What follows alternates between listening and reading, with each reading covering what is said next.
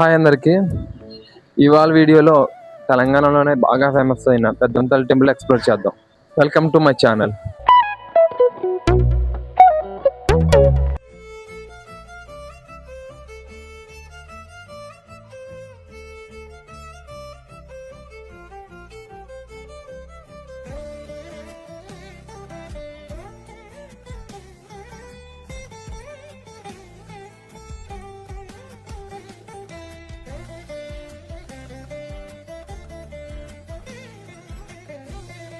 ఇప్పుడైతే మేము కేపీహెచ్బీ నుంచి స్టార్ట్ అయిపోయాం.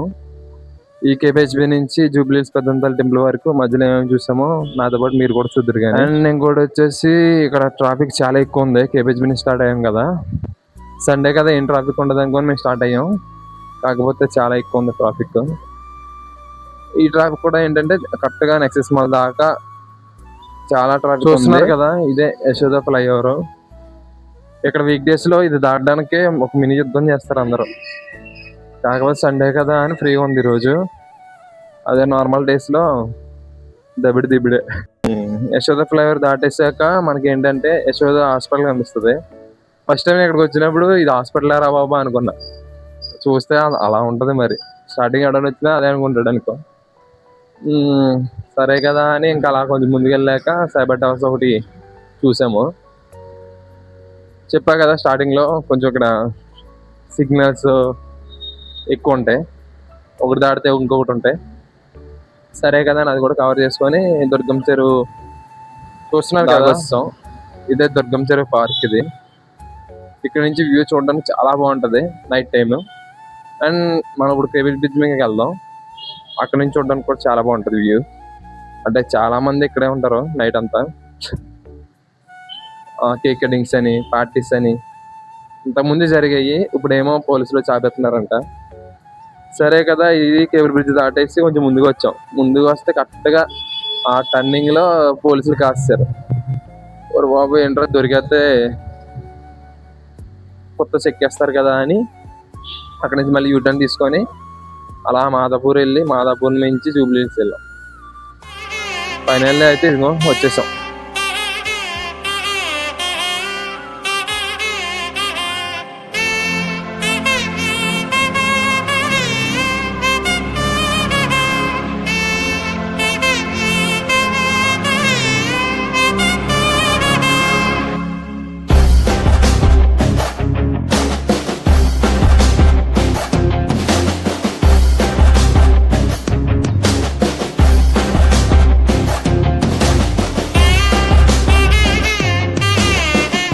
వచ్చేసాక ఇప్పుడు మనకి కనిపిస్తుంది కదా, ఇదే పెద్దంతల్లి కదా. ఇది ఎంట్రన్స్, మెయిన్ ఎంట్రన్స్ ఇది.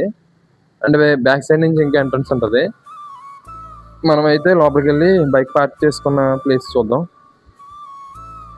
ఇక్కడ వచ్చేసి బైక్ పార్కింగ్ కి 10 రూపీస్ తీసుకుంటారు. అది కూడా ఇప్పుడు ఇవ్వట్లేదు. అలా బ్యాక్ సైడ్ నుంచి వెళ్ళేటప్పుడు 10 రూపీస్ పే చేసి వెళ్ళిపోవచ్చు.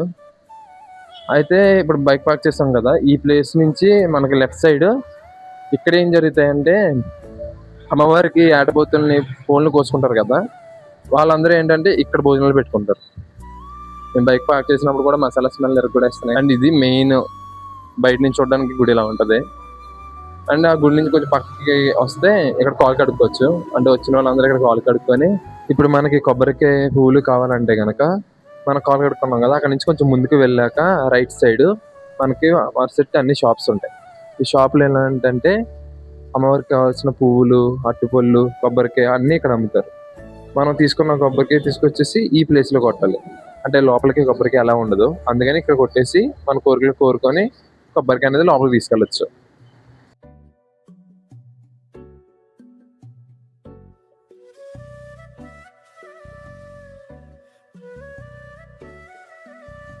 ఇంకో గుడిలో ఎంటర్ అవ్వగానే ఇలా ఉంటది. మన గుడిలోకి ఎంటర్ అవ్వగానే ఒక గజస్తంభం, దీపాల స్టాండ్ ఉంటుంది. ఆ దీపాల స్టాండ్ సైడ్ మనకి అమ్మవారికి బోనాలు సమర్పించుకునే ప్లేస్ ఉంటుంది. ఇదేంటంటే శ్రావణ మాసం ఆషాఢంలో బోనాలు అనేవి అమ్మవారికి సమర్పించుకుంటారంట ఎక్కడెక్కడి నుంచో వచ్చి. ఆ బోనాల టైంలో ఈ గుడికి అసలు ఖాళీ ఉండదంట. గజస్తంభం ముందుకు వెళ్తే అమ్మవారి గర్భగుడి ఉంటుంది. ఆ గర్భగుడి కాకుండా గర్భగుడి బ్యాక్ సైడ్ మనకి శక్తి దేవతలు ఉంటారు.